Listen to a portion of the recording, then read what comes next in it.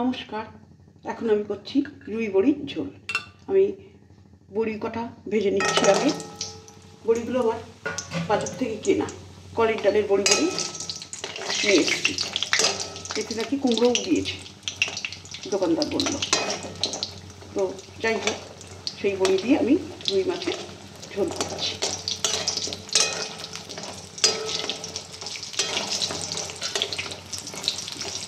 বড়িগুলো একটু লাল লাল করে ভেজে আমি তুলে নেব।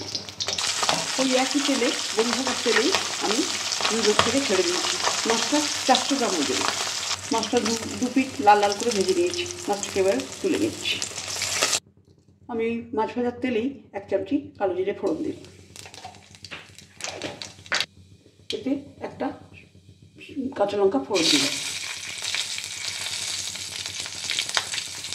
এবার আমি জলটা দিয়ে দিচ্ছি।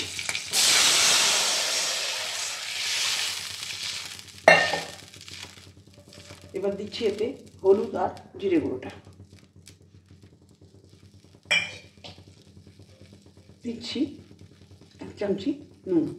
নুনটা আপনাদের টেস্ট অনুযায়ী দেবেন। এতে আমি আগে থেকে ভেজে রাখা বড়িগুলো দিয়ে দিলাম।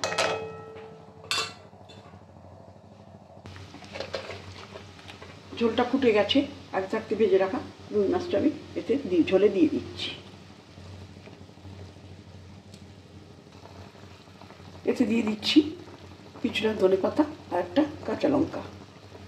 আর একটু ফুটে উঠলেই আমার রুই মাছের পাতলা ঝোল কমপ্লিট হয়ে যাবে। রুই মাছের বড়ি দিয়ে পাতলা ঝোল কমপ্লিট হয়ে গেছে।